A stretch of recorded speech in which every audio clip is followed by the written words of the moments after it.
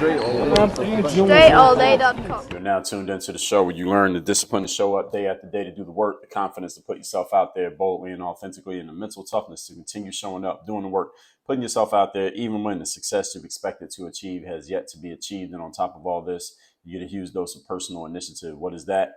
That is the go-getter energy that moves any one of us, including yourself, to go and make things happen instead of waiting for things to happen. And then we put all this together into a series of frameworks, approaches, insights, strategies, and techniques all underneath the umbrella of one unified philosophy that is called Work on Your Game. My name is DreBaldwin, also known as Dre All Day, and welcome to the show. And today we are getting to part 2 of 5. This is a 5-part series on the keys to confidence. But before we get into this, I remind everybody I send out a text message every day free of charge that is guaranteed to have you focused, sharp, and on point to start your day. I call it the daily motivation. To receive that message, all you have to do is be part of my text community. To do that, all you got to do is text me. My number is 305-384-6894. Just text me one time at that number. Say, Dre, I want to get that daily motivation. And every day when that message comes out, you as a member of my text community shall receive that message. Secondly, Work on Your Game University. That is the only place where you can be coached by me directly, the only place where you can work with me directly, the only place where you can share with me what you're working on right now, your current challenges, your current needs, get my insights and feedback on how you can improve, edit, alter, adjust, whatever needs to happen. And sometimes it's a combination of all of those. Sometimes maybe one or two of them. All of that happens inside of Work on Your Game University. That's the only place that I offer any kind of coaching or access. If you want direct coaching from me, that's the only place to get it is as a member of Work on Your Game University. You can join that by going to WorkOnYourGameUniversity.com. The links to both the number to get my text and to the university are both down below in the description of this episode, or audio or video, or wherever you are consuming this show. Now, with all that out of the way, let's get right into our next set of points here. We're talking the keys to confidence. I gave the background on this in yesterday's episode, so if you didn't hear that, go back and listen to it so you can get the background. We're going to get straight into the points. We don't need to give any explanation to this because you already know what it's about. Point number 4. Again, we did 1 through 3 yesterday. So point number 4, keys to confidence, is competence and skill. Now, we talked about competence a lot in yesterday's episode, how competence actually leads to confidence. And competence is kind of like the in-between substep between discipline and confidence. Because when you're disciplined and you're doing the work, at least the right kind of work, that leads to you being competent. And when you're competent, then it's easy to be confident. Now, you can fake confidence, but if you saw my TED Talk, How to Be Confident When You're Not, you know that I attacked and threw rocks at and destroyed this whole concept of fake it till you make it. You don't want to be faking anything. The challenge with faking it until you make it is that eventually you have to stop faking. Eventually the faking ends. You tell yourself that you're faking something, eventually you got to stop faking. You got to go back to being your regular self. So you don't want to be faking it till you make it. You want to have real competence and have something real and something of substance underneath as the foundation of that confidence. And that's this: competence and skill. So in the first part of this series, again, we talked about structure, discipline, goals, doing the work. All of these things contribute to your confidence. Why? Because confidence is supported by your skill or competence. It's hard to be confident in something when you know that you're not really good at it, or if you're questioning whether or not you are good at it. And anytime anybody loses their confidence in anything that you do, the game is pretty much over. All right, you lose your confidence, the game's over. In anything that you're doing in life, you don't want to lose your confidence. That's the last thing that you want to lose. Even if you lose your resources, you lose the information, you lose your contacts, you lose your associations. As long as you have your confidence, you can work your way back up because you can just perform. And knowing that we're in a performance and a results-based business, as long as you have your confidence, you can perform, you can create results. But if you lose your confidence, then it's pretty hard to perform and it's pretty hard to create results. And then you're depending on all those other things, which I would consider more condiments and add-ons than the actual substance of the meal. The substance of the meal is your ability to perform and produce results. Not to say that that is the only thing you could use. There are other things that you can use in that process. And we talked about that in other episodes here of this show. So you don't want to lose your confidence. That's the whole point here. You want to be actually good at what you do. You want to have real substance at what you do. So even if you get in the game because you know the right person or somebody knows you, or maybe you have a lucky break, that's all good. It happens to some people in life. Sometimes it doesn't happen as often as we want, but it happens to us. The best thing in that situation is that you actually be competent and have real skills. So even if you luck your way into an opportunity, make sure you are good enough to actually maintain that opportunity. Because if you know the right person, you can get into the room, but if you don't have the skills, you can't stay in the room.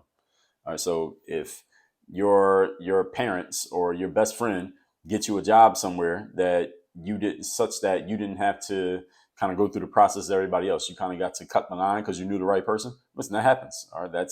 We call it networking when it works for us. We call it politics when it works against us. But if you have no skill, there's only so long you can stay in there before they're like, all right, you kind of got to go because you are not helping us with the bottom line here. So if you happen to backdoor your way into an opportunity, make sure you're good enough to hold it and maintain that opportunity. So you don't want to be questioning your skill, and you don't want anyone else questioning your skill. So you ever been in a situation where you were questioning your competence at something, yet at the same time you were trying to portray confidence? It probably didn't go too well. Why? Because there's a conflict there between what's going on in your mind and what you're trying to show the world. And oftentimes the things that we are trying to not show others are the most obvious things that other people can see. We think we're hiding it, but it's actually it's like we're wearing it on our sleeve. People can notice it. So when it got to the point of you actually needed to prove it, if you didn't have the competence, you can't fake that. You can't fake performance. So you can fake believing that you can perform, but you can't fake actually performing. Like when it's time to actually perform, everybody can see what you're doing.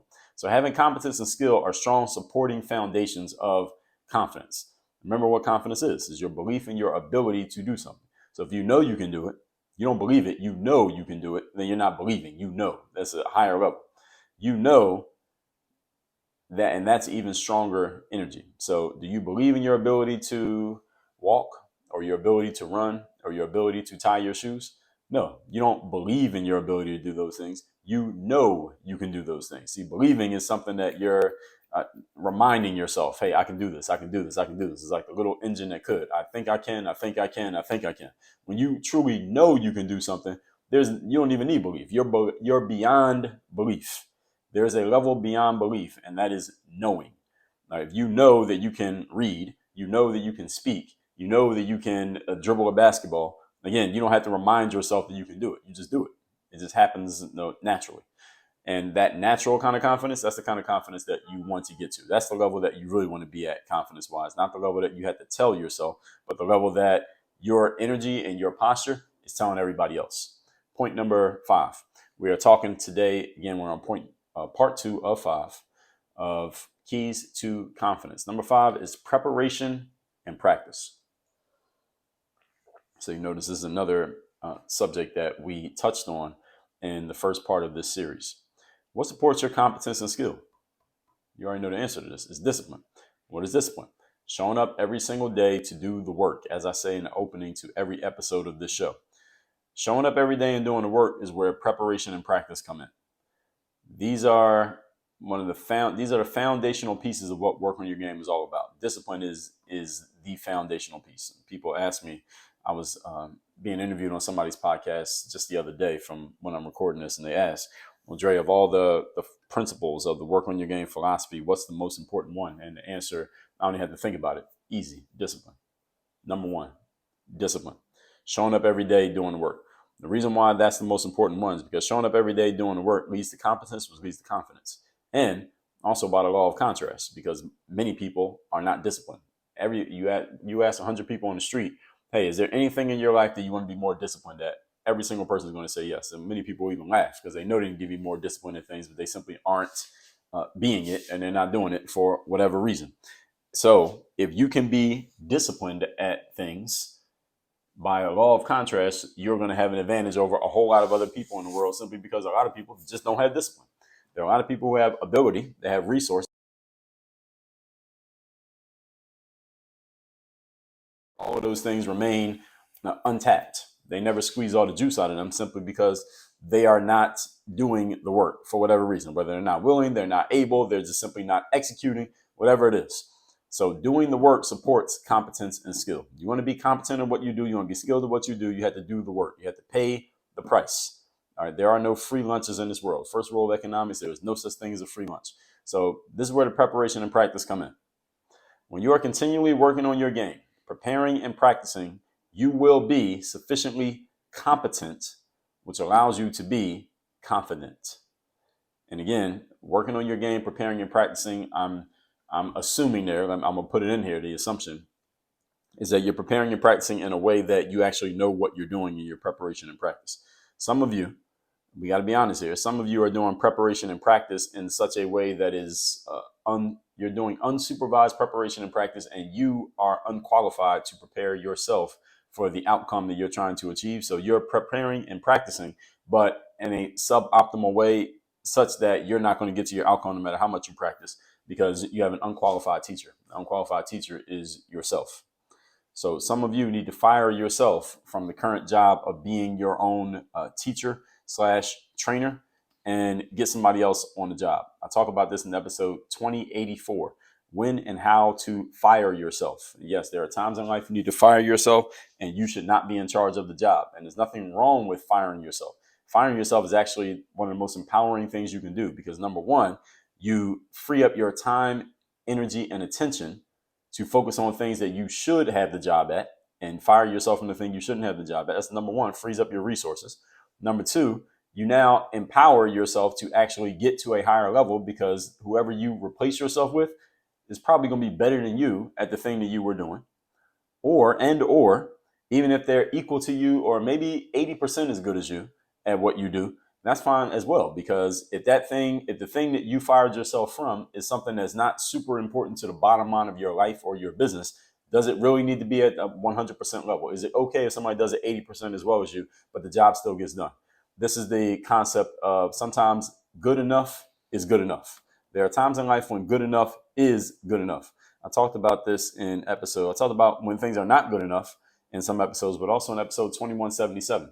When good enough is good enough. To give you an example, there's a book that I was reading just today that an entrepreneur was talking about how he had a client who their company shipped out physical goods. So anytime somebody ordered something, they had to pack the boxes. And the owner of this business that shipped out the physical goods, he just loved packing boxes, and he wanted boxes to be packed a certain way. And he would actually go into the shipping area of the business, and he would be back there for hours packing boxes. And he was great at packing boxes. The boxes would be immaculately packed because he always wanted to pack them a certain way. Finally, the consultant convinced this guy, hey, you don't have to pack the boxes. We could use your time and your expertise and your attention in other places in this business that are much more important to increasing the ROI of what we're doing here. Finally got him to stop packing boxes, got somebody else to pack boxes in his place. And that person was about 80% as good as him at packing the boxes, but the boxes still got packed. The orders still got out to the customers. Nobody complained, hey, this box is not packed perfectly like the last guy's was. Nobody noticed because it didn't matter. It was 80% as good, and that good enough was good enough. And then the owner of the business could then focus on doing higher ROI activities, which actually increase the bottom line of the business. That is the kind of thing we need to do. Give you another example, and I'm going to talk about this in the episode that I got coming up soon. Here at home, Anna she likes to clean the floors here. She's big on cleaning the floors. We have hardwood floors. She likes to do this, like the Swiffer mopping of the floors. And she's a stickler for making sure the floors are clean. And if it goes like a week, the floors haven't been clean, she gets all anxious about the fact the floors are not clean. And I've been telling her for years, literally for years, hey, why don't we just hire somebody else to clean the floors? She always wants to clean it herself. And she doesn't always get around to cleaning the floors because now we have a child and she's with the child all the time. Doesn't get to clean the floors. Finally, for the first time, actually it's the second time we had somebody do it, maybe second or third time, had somebody clean the floor. I said, next time this person comes here, have them clean the floors. And she taught this person how to clean the floors. They cleaned it, and I wasn't home when they were finishing cleaning. And Anna said to me, well, they cleaned the floors, but they did it at about 80 to 90% as well as I would have done it. Is that okay? She was asking me the question, and I said immediately, yes, that's okay. 80 to 90% as well is fine. Nobody's going to complain about it. All right, we're not going to get fined or taxed because it's not done 100% at your level. It's okay. And there are many jobs here at Work on Your Game, as a matter of fact, that I'm going to pass off in due time with 2 other people. And I have passed off at times and will pass off in the future, whatever jobs come up, that whoever I bring onto the job, I'm not going to do it as perfectly as I would do it, but that's okay. Now, there are certain jobs I'm not going to pass off that I'm going to keep as my job because they're that important to the business. But there are other jobs that I don't mind passing off to somebody else, or somebody managing the CRM for my business, which I have assistants who do that. They're not going to do it perfectly as well as I would do it. If my level is perfect, their level will be 85 to 90%. If I train them, I can get them even higher than that. The point is, the time that it takes me to do it is worth more than the difference of them doing it. The difference between me doing it and them doing it is, let's say, that 10 to 20% difference is not worth as much as the time that I free up by passing it off to them, even though they're not as good as me. So you got to know when to pass jobs off and when not to pass jobs off. And again, we'll talk about that in another episode of this show, but a little rabbit hole that I digress to here. The best professionals, here's the point. The best professionals in anything are continually preparing and practicing for what they do, even though they are already better than 99% of the population at that thing that they're doing. So the thing needs to be one of your main things. And as I've told you here on the show in the past, your main things aren't more than 2 or 3 things. Your highest level, professional level skills, each one of you is maybe 2 or 3 things. If you're doing 13 things, you got too many jobs. You need to delegate some of that to someone or something outside of yourself. You're doing too many things. And you're not doing enough of the things that you're actually great at. You're great at maybe 2 or 3 things. So if you're doing 17 things a day, you are diluting your highest level skills because you're not spending enough time on them because you're doing all those other things. So all of these pieces can work together. You just have to have the mindset. This starts as a mentality. You got to have the mindset to accept this and then to pass this work off and be okay with someone else doing the thing that you used to do 80% as well as you did it. Again, if it's not one of the main things, the main drivers of your business. The main drivers of your business, those are the things you do. All right, those are your 2 or 3. Everything else, pass it off. All right, 80% is fine. Good enough is good enough, folks. And you have to know where the areas where good enough is not good enough. 2 or 3 areas. Everywhere else, good enough is okay. So, for example, and going back to my point here, which I said, the best professionals are always preparing and practicing, even though they're already better than 99% of people at that thing. So all the professional speakers I know who do a lot of speaking engagements, they get the same speech over and over again. They still prepare and practice their speech, even though they've given the same speech 50 times already. I have a few different keynote speeches that I give, but every time I'm going to give a keynote speech, I always practice the speech before I give it, even though I only have a handful of different speeches that I give. I've given the speech a bunch of times. I know all the material. I know all the stories. I know all the punchlines. I know when people are going to laugh. I still practice it before I give the speech. Why? Because this is how I stay sharp. The best athletes who are good at dribbling or shooting a basketball, you notice that they're always working on dribbling and shooting the basketball, even though they're already very good at it. They're already better than everybody else. This is preparation and practice. You do not prepare until you get good at something. You continually prepare even after you've gotten good at it so you can maintain your skill level. Number 6, we are talking the keys to confidence. This is part 2 of 5. Number 6, positive self-talk. This is the conversation you are having with yourself. This is about the conversation you have. Not only, it can be verbally, it's also your thought process, because thinking is just conversations you're having with yourself. So it matters what other people around you say about you. Yes, this does matter. This is why the law of association exists. But it matters 100 times more what you are saying about yourself, because this is the stuff that really burns into your subconscious mind. What other people say doesn't get into your subconscious. It gets into your conscious. And the only way it can get into your subconscious is if you accept it, adopt it, and start saying it back to yourself. So if someone says something about you that you want to get into your subconscious, you can borrow it and start saying it to yourself. If someone says something about you that you don't want, but you allow it to stick in your brain, it can get into your subconscious even though you didn't want it to. So if someone says you have blue hair, but you know your hair is not blue, then you probably will reject it. But if you keep telling yourself you have blue hair, you could come to believe it, even though we can look at you and see that it's not true. So the conversation you have with yourself is 100 times more important than the conversation anybody else has with you. So this is not only what you say verbally, but again, also what you are thinking. So what do you see when you look in the mirror? All right, I talk about this a lot when I wrote my book, The Mirror of Motivation. And the mirror of motivation is about what? I titled it that specific way because the conversation you have with you is the most important conversation you will ever have in your life. Why? Because it's the most consistent conversation that you have. And what you say to you, again, is traveling through the bones. If you read my book, Work on Your Game, you heard me talk about that through the bones. I think I also talk about it in The Mirror of Motivation. Through the bones is the conversation that you have with yourself, and that travels through your bones because you're saying it internally and it travels internally to your brain. Whereas anything anybody else says, including me, travels through the air and it has to go through your ears. Whereas conversation you have with you travels through your insides and it goes straight up to your brain, from your mouth straight to your brain. It travels through a different path. And the only person whose words travel through the bones are your words. Everybody else's words have to travel through the air because they got to come in through your ears. So that's why the conversation you have with yourself matters so much.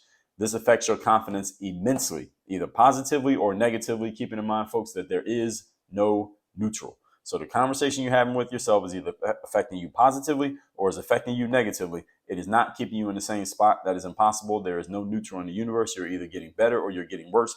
And the conversation you have with yourself plays a huge role in which direction you are going. With all that said, let's recap today's class, which is competence, not competence and skill. That's the first point, but it's the keys to confidence. We're on part 2 of 5. Point number 4, picking up from yesterday, competence and skill. In the first part of the series, again, we taught structure, discipline, goals. All of these contribute to your confidence. Confidence is supported by competence. Competence is the result of showing up and doing the work. Number 5, preparation and practice. What supports your competence and skill? It is your willingness to show up every single day and do the work, as we say in the introduction of this show. The top performers, top professionals, anything, they are better than 99% of the world at that thing, yet they still practice and prepare more than 99% of the world. Do you think that is a coincidence? Let me let you in on a secret. It is not a coincidence. And this is why the best at anything, you notice that they practice more, they prepare more, they seem to know their thing more, and they're always doing the work to stay sharp at their thing. They don't just get sharp, they stay sharp. And number 6, positive self-talk. This is about the conversation you're having with yourself, and understanding that's 100 times more important than the conversation anybody else has with you, because what you say to yourself is what sticks with you as opposed to what anybody else says. You can choose to reject or accept what anybody else says, but what you say, you are always accepting it. So you need to be very careful about the words that you are giving yourself, whether in your verbal spoken word or also in your thoughts. All of them play a role. This is why in the mental workbook, I help you create a picture in your mind of the idealized version of yourself and repeat it to yourself on a consistent basis so that you are imprinting on your subconscious mind the vision of the ideal person that you want to be, and you're taking control of that self conversation, not allowing it to control you. All that said, text me. Let me know the best idea you got from today's class. My number is 305-384-6894. And Work on Your Game University, that's a place where you get coached by me directly, the only place where you can get access to my best courses and frameworks on mindset, strategy, systems, and execution, like Bulletproof Mindset, Work on Your Game System, 30 Days of Discipline, and more. All of that is at WorkOnYourGameUniversity.com. The link to that and to the text down below in the description. Tomorrow, we'll be getting into part 3 of this series. Work on your game. Dre, all